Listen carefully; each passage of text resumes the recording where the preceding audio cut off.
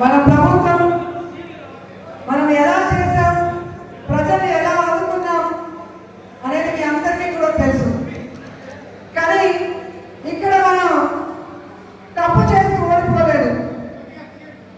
కూటమి ప్రభుత్వం తప్పుడు ప్రచారం వల్ల ఈరోజు మనం ఓడిపోయాం. 6 నెలల ముందు ఏర్పడిన కూటమి ప్రభుత్వం 6 నెలల్లోనే ఆలీబాబా అరడజను దొంగల ప్రభుత్వం లాగా గమనిస్తున్నారు. ఎన్నికల ముందేమో అరచేతిలో వైకుంఠం చూపించారు కూటమి ప్రభుత్వం వాళ్ళు, అది చేస్తాం ఇది చేస్తామని. కానీ 6 నెలలకే నరకం చూపిస్తున్నారు ఆంధ్రప్రదేశ్ ప్రజలకి. ఈరోజు ఎక్కడికి వెళ్ళిన రాష్ట్రంలో జగనన్నని ఓడించుకొని తప్పు చేశామని ప్రతి ఒక్కరూ కూడా పశ్చాత్తాపడుతున్నారు, బాధపడుతున్నారు. ఎందుకంటే జగనన్న ఈ రాష్ట్రంలో కులం చూడలేదు, మతం చూడలేదు, పార్టీ చూడలేదు. పేద ప్రజలు బాగుండాలనుకున్నాడు. ఆ ప్రజల సంక్షేమం కోసమే 5 సంవత్సరాలు ఆయన కష్టపడి పనిచేసి తాను ఇచ్చిన ప్రతి వాగ్దానాన్ని నెరవేర్చడమే కాకుండా ఇవ్వని అనేక వాగ్దానాన్ని నెరవేర్చడం కూడా ఈరోజు మీరందరే కాదు, కూటమి ప్రభుత్వ ఓటర్లు కూడా గమనిస్తున్నారు. ఆ జగన్ బాబు ఉండేటప్పుడు మాకు అమ్మఒడి వచ్చేది, చేయూత వచ్చేది, విద్యా దీవెన వచ్చేది, రైతు భరోసా వచ్చేది, ఏమీ రావటం లేదని ఈరోజు వాటిని అడుస్తున్న ప్రభుత్వం మన ప్రభుత్వం ఎప్పుడు వస్తుందా, మళ్ళీ జమిలీ ఎన్నికలు ఎంత తొందరగా వస్తాయని రాష్ట్రంలో ఎదురు చూస్తున్నారు. గమనించాలి. సంపద సృష్టిస్తానన్న చంద్రబాబు నాయుడు ఈరోజు అప్పుల మీద అప్పులు సృష్టిస్తూ మనని అన్యాయం చేస్తున్నాడన్న విషయం మనం అందరం కూడా గమనించాలి.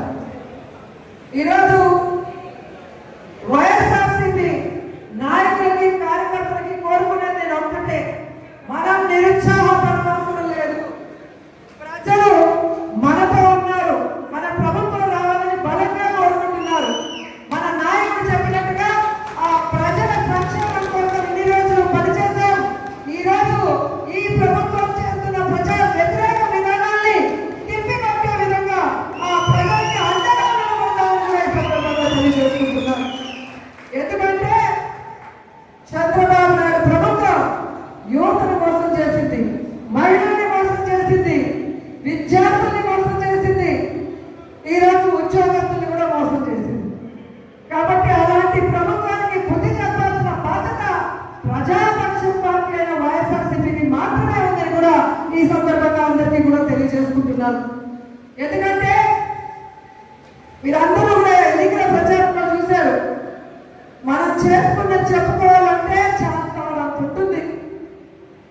కానీ వాళ్ళు ఇంతే కాబట్టి నీకు 18, నీకు 15, నీకు 15, నీకు 45, పచ్చ షర్ట్లు వేసుకొని వచ్చి చెప్పారు, పచ్చ చీరలు కట్టుకొని వచ్చి చెప్పారు. ఈరోజు చెవులో పూలు పెట్టారు. సో మహిళలంతా కూడా ఒక కూటమిగా ఏర్పడి ఈ కూటమి ప్రభుత్వాన్ని కూటమి వేలతో తగిలించే విధంగా మన అందరూ కూడా పని చేయాలని మిమ్మల్ని అందరినీ కూడా కోరుకుంటున్నాను. ఎందుకంటే నాకు తెలిసి ఈ దేశంలో ఏ రాష్ట్రంలో ఏ ముఖ్యమంత్రిని కూడా చూసుకున్నాం మహిళల్ని సొంత అక్క చెల్లెలుగా, అమ్మగా, కుటుంబ సభ్యులుగా భావించి మనకి అండగా నిలబడిన ఏకైక ముఖ్యమంత్రి ఈ దేశంలో ఎవరైనా ఉన్నారు అంటే వారిని మోదీ జగన్మోహన్ రెడ్డి గారిని గౌరవంగా చెప్తున్నాను ఈ సందర్భంగా. ఎందుకంటే మన పిల్లలు బాగుండాలని మనం ఎలా కోరుకుంటామో, మన అక్క చెల్లమ్మల పిల్లలు బాగా చదివించాలని జగనన్న నాడు నేడు కింద స్కూల్స్ ని ఎలా అభివృద్ధి చేసి కలర్ఫుల్ గా మార్చాడు, మంచి చదువుని ఎలా అందించాడో మనం అందరం కూడా చూసాం. కానీ ఈ కూటమి ప్రభుత్వంలో ఎక్కడ చూసినా వైన్ షాపుల్ని కలర్ఫుల్ గా డెకరేట్ చేశారు, వీధికి ఒక బెడ్ షాపులు పెట్టి పేదవాడు సంపాదించిన డబ్బుని ఎలా పీల్చి పిప్పి చేస్తున్నాడో మనం అందరం కూడా చూస్తున్నాం. వీటన్నిటికీ కూడా ఫుల్ స్టాప్ పెట్టాలని కూడా చెప్తున్నాం. ఎందుకంటే జగనన్న ఉన్నప్పుడు విద్యార్థి ప్రదేశ్గా మారిన రాష్ట్రాన్ని చంద్రబాబు నాయుడు ప్రభుత్వం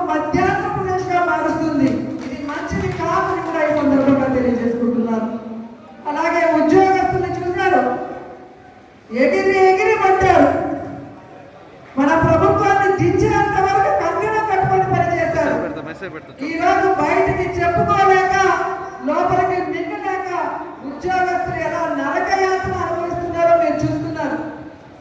జగనన్న చేయండి ఎవరు చేయలేరు, చేయగలిగింది అన్నీ కూడా జగనన్న చేసి చూపించాడు. అలాంటి మంచి మనిషిని, అలాంటి మంచి నాయకుడిని, అలాంటి వ్యక్తిని మనం కాపాడుకొని మళ్ళీ ముఖ్యమంత్రి చేసే వరకు మనం ఈ ప్రజా వ్యతిరేక ప్రభుత్వాన్ని తరిమి కొట్టే వరకు పనిచేయాలని కూడా అందరినీ కూడా కోరుకుంటున్నాను. ఈరోజు మన ప్రియతమ ఉమ్మడి చిత్తూరు జిల్లా నాయకులు భూమన కరుణాకర్ రెడ్డి గారు అధ్యక్షులైన రోజు నుంచి మన కార్యకర్తలకి అండగా, నాయకులకి అండగా, ఎక్కడ ఏ విషయం అవసరమన్నా కూడా పరిగెత్తుకుంటూ వచ్చి మనకి అండగా నిలబడుతున్నాడు. కాబట్టి కార్యకర్తలకు చెప్పేది ఒకటే, ధైర్యంగా ఉండండి. తప్పు చేసిన వాడు ధైర్యంగా ఉన్నప్పుడు తప్పు చేయని మనం, సంక్షేమం అభివృద్ధి చేసిన మనం ఎందుకు భయపడాలని కూడా ఈ సందర్భంగా తెలియజేసుకుంటున్నాం. మీకు నియోజకవర్గంలో నేనున్నాను, జిల్లాలో కరుణాకర్ రెడ్డి గారు ఎంపీ ఉన్నారు, రాష్ట్రంలో జగన్మోహన్ రెడ్డి గారు ఉన్నారని కూడా మేము అందరికీ తెలియజేసుకుంటున్నాం. మన పార్టీకి పోరాటాలు కొత్త కాదు, మన పార్టీ పోరాటంలో నుంచి పుట్టిన పార్టీ, ప్రజల కోసం పుట్టిన పార్టీ.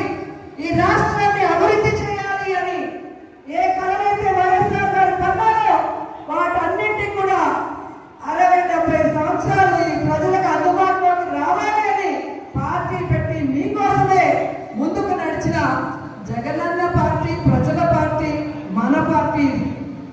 ఎందుకు నేను ఇంతగా చెప్తున్నానంటే, ఈరోజు జగనన్న అనుకున్నవన్నీ సాధించాడు. ఆయన బిజినెస్ మ్యాన్ గా సక్సెస్ఫుల్, ఆయన ఫ్యామిలీ మ్యాన్ గా సక్సెస్ఫుల్, ఆయన సీఎం గా సక్సెస్ఫుల్. ఇంకేం అవసరం ఉంది? కానీ రాష్ట్రంలో కూటమి ప్రభుత్వం వచ్చిన తర్వాత వాళ్ళు చేస్తున్న అరాచకాలు, విధ్వంసాలు చూసి మనని నమ్మిన కార్యకర్తల్ని మనం కాపాడుకోవాలి, మన కోట్లేసిన ప్రజలకు మనం అండగా నిలబడాలన్న చిత్తశుద్ధితో ఆ రోజు నుంచి ఈ రోజు వరకు పని చేసుకుంటూనే వెళ్తున్నారు. అలాంటి వ్యక్తి కోసం మనం పని చేయాలా? మరి ఎవడో కేసు పెడతాడని ఒకడు, ఎవడో జైల్లో పెడతాడని ఒకడు ఉద్యోగం తీసేస్తాడని ఒకడు ఇలా భయపెడుతూ మనల్ని ఇంట్లో కూర్చోబెట్టాలనుకుంటున్న కూటమి ప్రభుత్వానికి మనం చెప్పాల్సింది ఒకటే, నువ్వు కేసు పెడతావా పెట్టా, జైల్లో పెడతావా పెట్టా,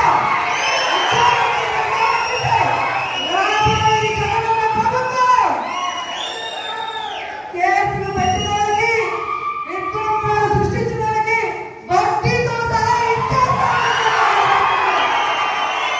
ఎవరి ఉద్యోగాలు పోయినా వాళ్ళందరికీ కూడా గుడ్ బుక్ లో పేర్లు వేసి వాళ్ళకు ఉద్యోగాలు వస్తాయి. ఎవరైతే ప్రభుత్వంలో ఇబ్బంది పడ్డారో ఆ ఇబ్బందుల నుంచి వాళ్ళకి బయటపడేసి వాళ్ళకి ఫస్ట్ ప్రయారిటీ ఇస్తామని కూడా ఈ సందర్భంగా తెలియజేసుకుంటున్నాం. ఇప్పటికే జగన్మోహన్ రెడ్డి గారు ప్రకటించిన విధంగా రైతులకి అండగా రాష్ట్ర వ్యాప్తంగా మొన్ననే పోరాటం జరిగింది. రేపు ఈ విద్యుత్ బిల్లుల పెంపు మీద రాష్ట్ర వ్యాప్తంగా నియోజకాల వారీగా ఉద్యమం జరుగుతుంది. అందరూ కూడా వచ్చి ఆ ఉద్యమంలో పాల్గొనాలి అని కూడా ఈ సందర్భంగా తెలియజేసుకుంటున్నారు. అలాగే జనవరి 3వ తేదీ విద్యార్థుల కోసం ఫీజు రింబర్స్మెంట్ కోసం జగనన్న పిలుపునిచ్చాడు. అందులో కూడా మనం అందరం పాల్గొనాలి, ఈ ప్రభుత్వానికి బుద్ధి చెప్పాలని కూడా ఈ సందర్భంగా తెలియజేసుకుంటున్నాను. ఎందుకంటే మనం సైలెంట్ గా ఉంటే పచ్చ ఛానల్లో అబద్ధాలు చెప్పడం తప్ప ఇంకోటి చేయదు. ప్రజలు ఎలా ఇబ్బంది పడుతున్నారు, విద్యార్థులు ఎలా మోసపోయారు, మహిళలు ఎలా కన్నీళ్లు పెడుతున్నారో రాష్ట్రం అంతా తెలియాలి. ఒక ఉద్యమంగా ఈ కూటమి ప్రభుత్వాన్ని ముంచేయాలని కూడా ఈ సందర్భంగా తెలియజేస్తున్నారు. ఈరోజు